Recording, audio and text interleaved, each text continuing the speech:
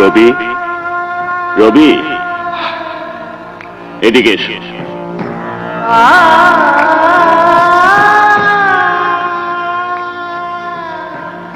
আজ রাতেই তোমার ফাঁসি হবে। তোমার কি কোনো শেষ ইচ্ছা আছে? না,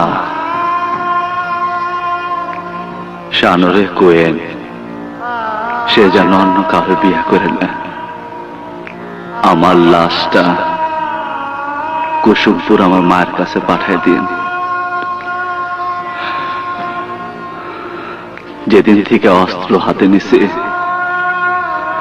সেদিন থেকে আমার মা কোনদিন আমার মুখ দেখতে চায় না। মারে কোয়েল, কুসুমপুর থেকে যে শান্তশিষ্ট রবি ঢাকায় আইছিল, রবি লাশ হয়ে সেরকম শান্তশিষ্ট হইয়া আবার ফিরাইছে। কবর দেওয়ার আগে মা যেন আমার একটু আদর করে।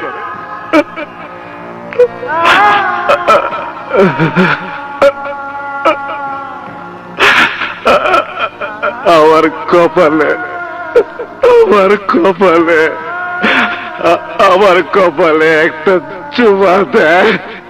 আমার কপালে